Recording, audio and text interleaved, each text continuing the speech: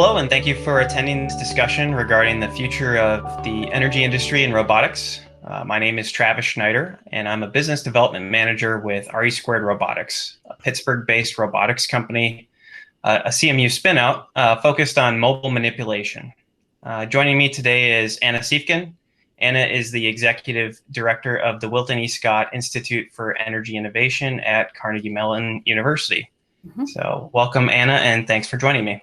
Very glad to be here. Thank you. Great. And just to get started with a couple of introductions. First, the Scott Institute serves as a hub for energy information, collaboration, research, and partnership for energy innovation at Carnegie Mellon.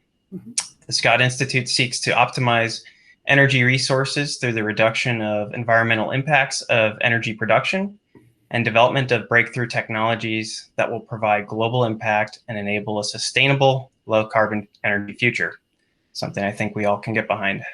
Absolutely.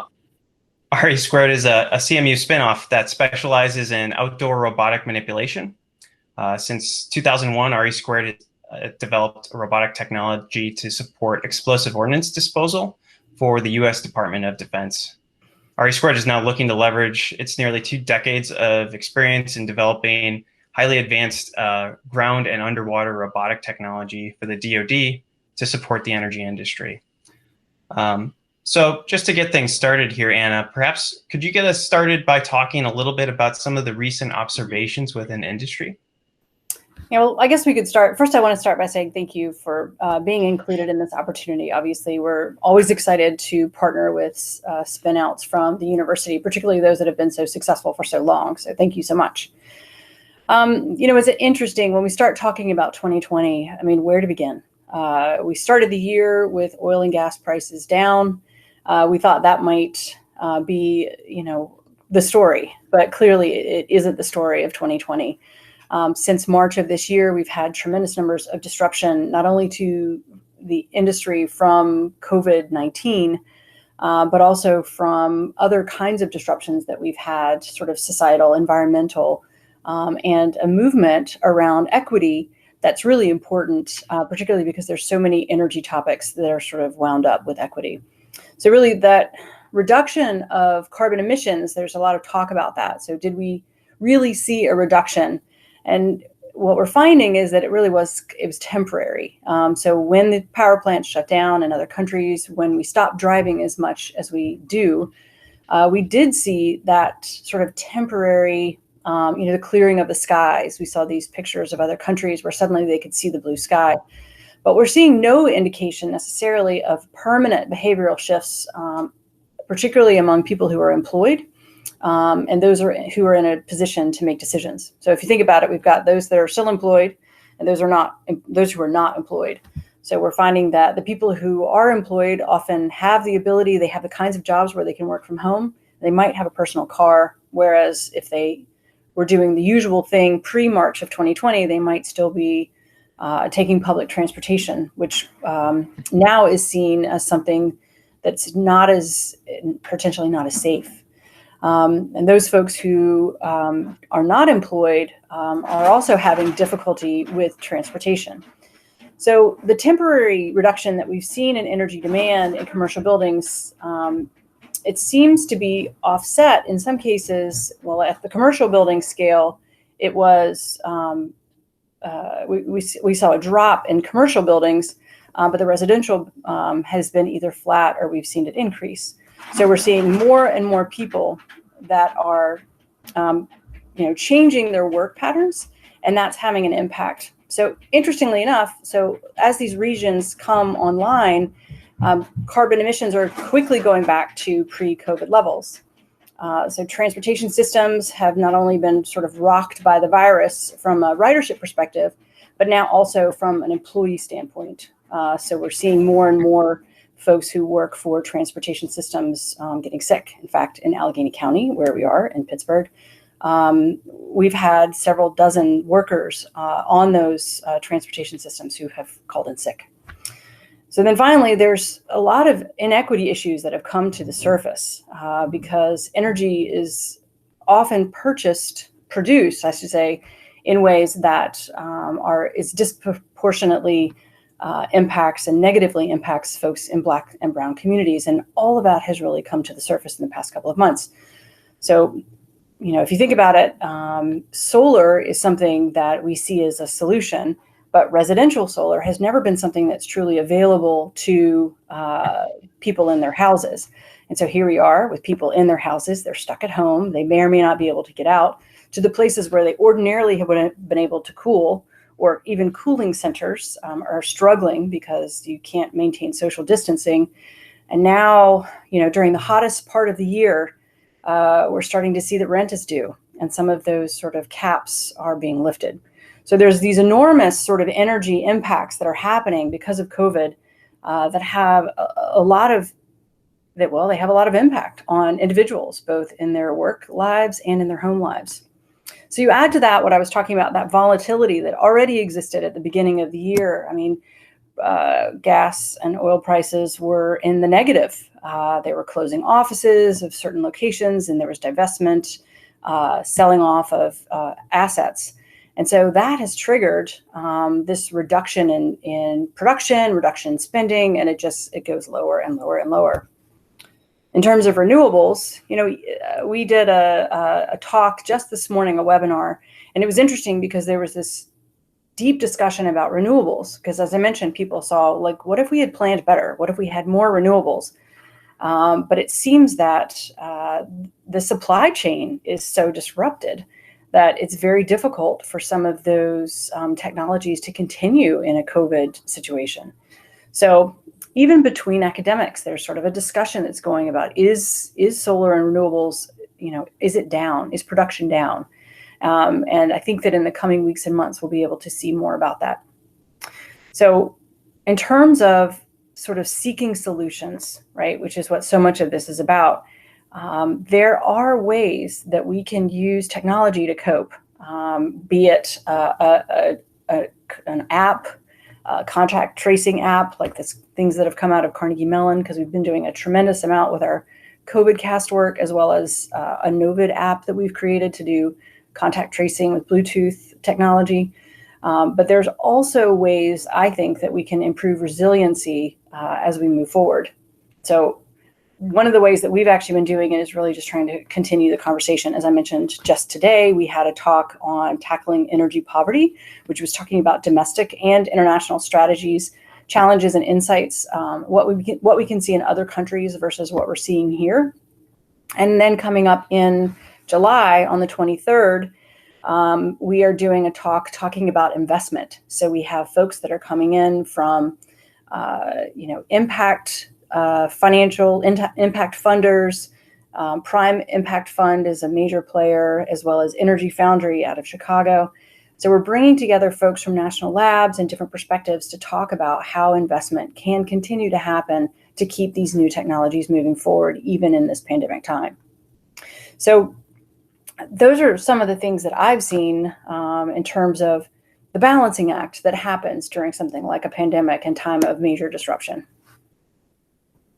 Wow, that was a lot there, Anna. Thanks for a lot of great insight. Interesting time. And just like you noted, I mean, it seems like we're all learning almost by the day amidst this very dynamic environment. So for the next portion of our discussion, I wanted to kind of continue the conversation talking about some other challenges in industry. And some of these even predate COVID. The first that come to mind is labor costs.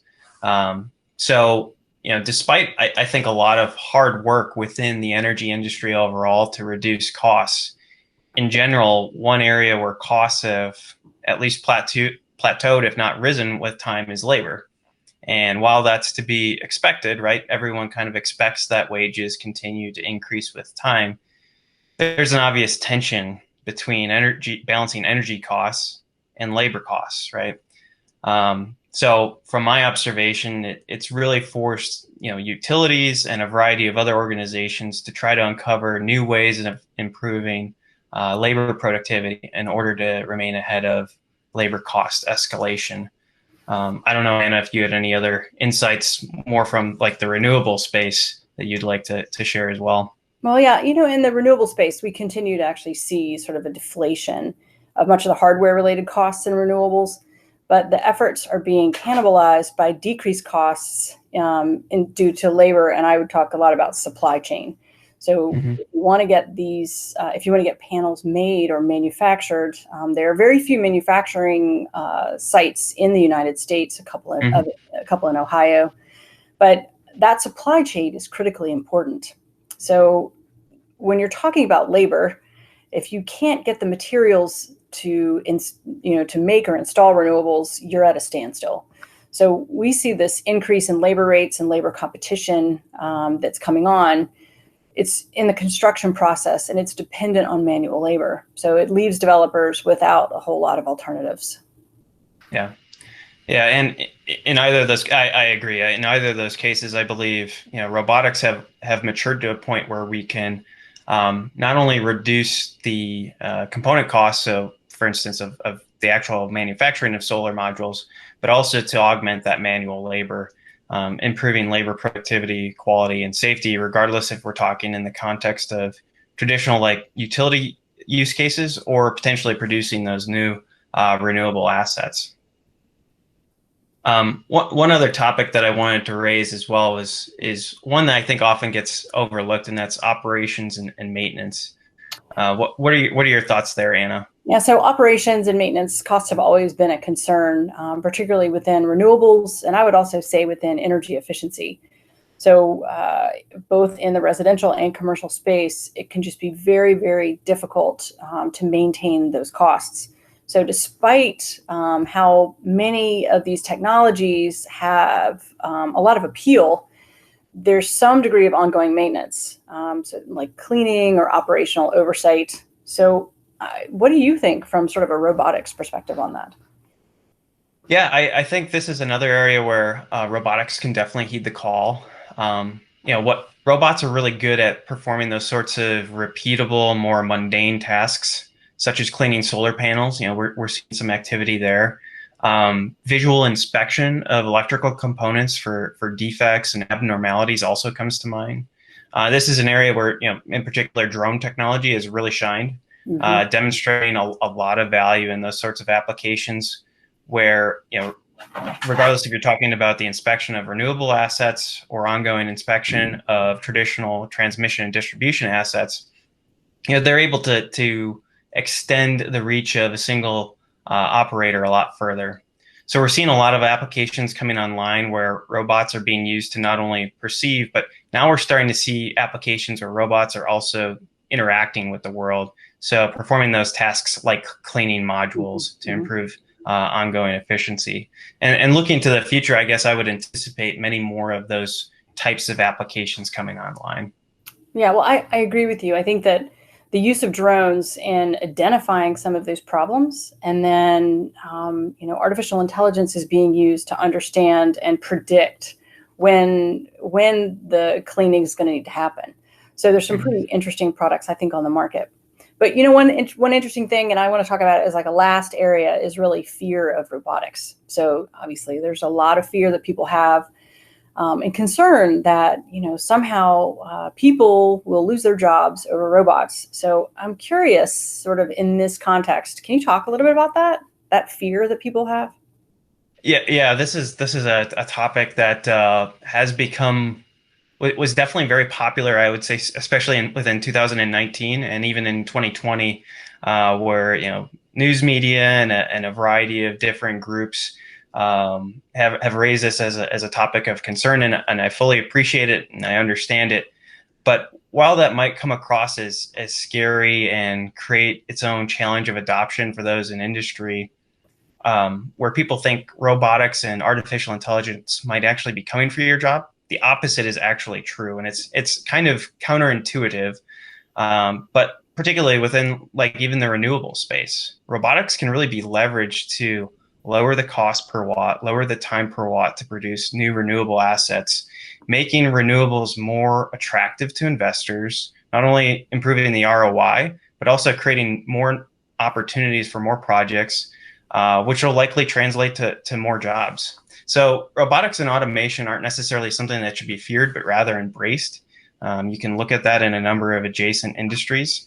Similarly, within the transmission and distribution space, robotics will only be used to help make work safer, more productive, and produce a higher quality output. All these improvements will create higher paying jobs for workers. And again, looking at either adjacencies in other manufacturing environments, and even just looking at the simple case of drones, right? A drone pilot, that role didn't exist 20 years ago, but now those are some of the better paying roles within industry. So as we look to the future, for those groups that tend to embrace robotic technology, I think they're really going to reap a lot of benefits from that in the way of not only higher paying jobs, but more jobs. I would agree with you. And I have to go back to the comment that you made about safety, because that is such an important thing to so many people, including people at utilities, including manufacturing. And so if there's a way of keeping people out of harm's way and providing them with different jobs, I think that's a great thing. It really does lead to that fourth area, I think, which is the fear of the unknown, because so many people are just not sure. A lot of folks in the energy industry are just risk averse, and that places, they put a lot of stock in sort of traditional proven methods, sometimes more just because it's what they've always known. So trusting technology, I know, can be scary. At Carnegie Mellon, we certainly see that with all of the different technologies that people are trying. And it can be paralyzing when one thinks about something that possibly could go wrong. Yeah, and I mean, going back to the dynamic environment that we're within right now amidst COVID and all the other recent trends that you alluded to earlier within this discussion, I think it's raised the topic of, if we continue to do the same thing we've always done when we're dealing with these sort of dynamic scenarios, we might have created an overly fragile system. And I would actually argue that the upside potential should challenge a lot of those feelings that people might have. Robotics can be used to not only minimize, if not eliminate, a lot of those workplace hazards. Regardless if you're talking about fear of contact or risk of contact, I should say, with like a high potential source, or simply handling large, bulky, ergonomically challenging items. Even something as simple as going out and working in the heat of July or the snow of January and December, right? In addition, robotics are much more repeatable than humans. So when conducting a given task, they can improve quality of workmanship, potentially improve the longevity of a given asset. And again, I know we already hit on this, but finally, robotics will improve labor productivity. I mean, I view robotics as a means by which to give an operator an extra set of hands or an extra set of arms to do a given task. So it's just going to make you more effective at doing the things you're doing anyways. So I guess, the next part I wanted to talk a little bit about is probably more the meat that people are interested in, and that's kind of looking to the future and thinking about those future opportunities. Mm-hmm. And overall, I think a lot of the challenges that we just alluded to also present opportunities to the right organizations within the energy industry. So we've already, I think, hit on the fact that robotics have a strong track record of improving safety, quality, and productivity. And again, where one can look at other adjacent markets that have embraced robotics, we've already seen the impact that they've made. In particular, like if you think about the automotive market, no one in their right mind would enter into a production automobile manufacturing scenario without a high degree of automation or robotics in 2020. Yeah, I completely agree. I mean, it's probably also worth noting the impact that drone technology has had on the commercial industry sector. So this technology it first became available commercially around 2013. So, drones have been used for inspection of energy assets, and they've quickly become a $500 million industry. So where do you see sort of those opportunities, and, particularly with drones, making the biggest impact? Yeah, as you've indicated, most of the technology that's been exploited today is being used to simply perceive the world or automate a lot of those inspection related tasks. I think as the market data has confirmed, right, that is making a huge impact on the industry. Again, scrolling the clock back to, I want to say, commercial drone technology was first available in the year 2013, and now it's a $500 million industry. The market has definitely responded. So as we look to the future, I think we'll begin to see more of those applications start to come forth where robotics are actually interacting with the environment, probably performing many of those more hazardous tasks that workers have otherwise had to expose themselves to. So not only will operators be able to see the world through robots, they'll also be able to physically manipulate the environment through robotics at some level. Well, that actually brings up another question for me, which is, since, robots have been around for a long time. So what's the big change? Like, why has it been enabled, and why are we getting to this point? That's a really big industry at this point. Yeah. And that's a fair point to point out. So I would say, so commercial industrial robots started around the early 1960s. And in a lot of ways, the robots within like an automotive factory haven't really changed that much. So I think that's a fair assessment by many. There have, however, been many advancements in a lot of ground robotic platforms where we've been producing highly advanced robotic technology that's become much more compact, much more power dense. This is allowing robots to be able to navigate tighter, cluttered spaces in outdoor environments where, traditional industrial robots that relied upon, 483 phase wouldn't be able to do that. Second is computing. So computing's become extremely compact and extremely power dense. So that's enabled for higher levels of enabled the integration of higher levels of sensing, but also intelligence to enable higher levels of autonomy, which has really been a game changer for a lot of robotic systems. And then the third component that actually has less to do with the robot and more to do with the human is that there's been a lot of research in human-robot control interfaces that have made things much more intuitive, much more easy to use for the person who might not have a lot of experience in coding or writing software. They're able to still control robots to perform very complex tasks, minimally allowing for like telepresence, but even teleoperation to perform very complex tasks. So I think those are the things that have really kind of changed the framework there.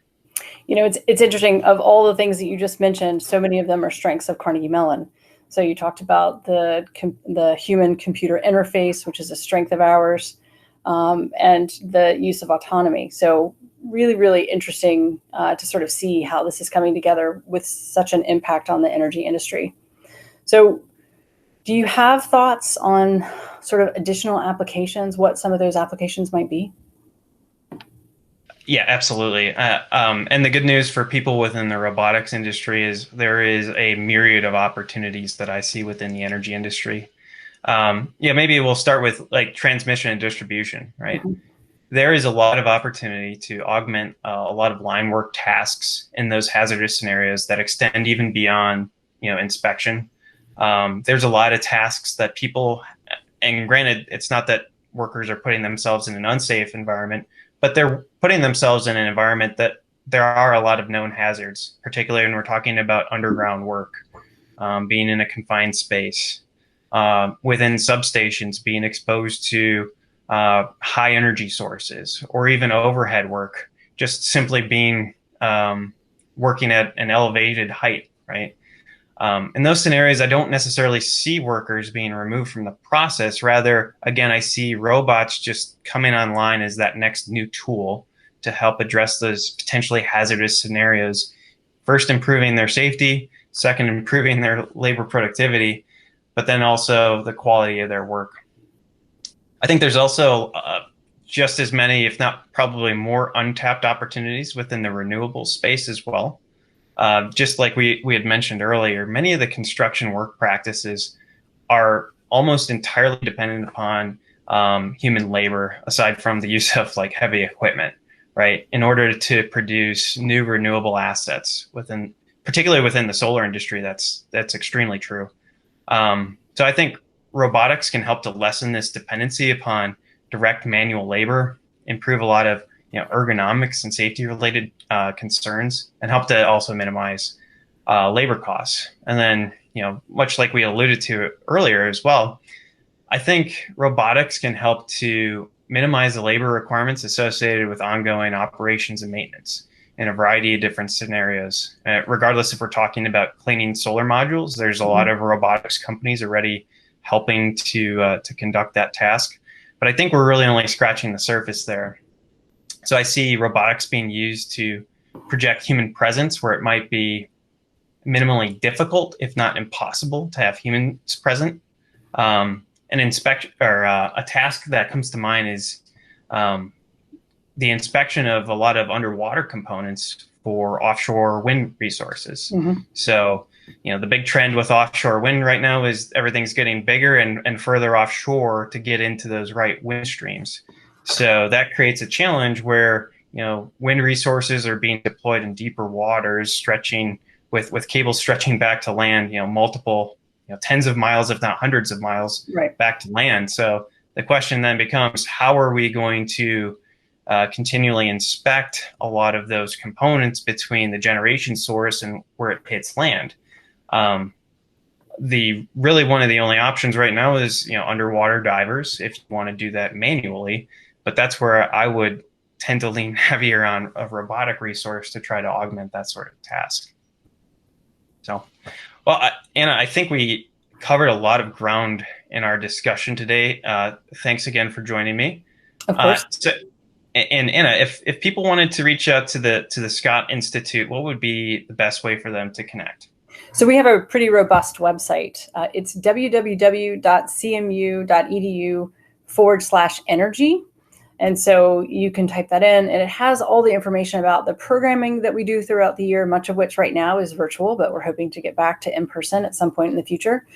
We have a 5-day conference that we host every March called Energy Week. CMU Energy Week 2021 is already being planned. But you can find information on our website about our webinars, our programming, the 150 or so faculty who do work on energy-related topics. You can also find my email address there, and you can certainly reach out to me directly to ask any questions. I'm happy to help you navigate and find the person on campus who is working on the project that is exactly what you're looking for. So I can be a resource. Thanks for the opportunity today. I really appreciate it. That's awesome. Always. And great. And thanks. And for those of you who would like to connect to RE² Robotics, again, feel free to reach out to us via our website, www.resquared.com. You can also reach out to us via our social channels, LinkedIn, YouTube. We have a lot of great videos showcasing our robotic technology, as well as Twitter and Facebook. So thanks again. And I'm sure we'll have a talk soon. Take care. Bye. Thanks. Thanks again.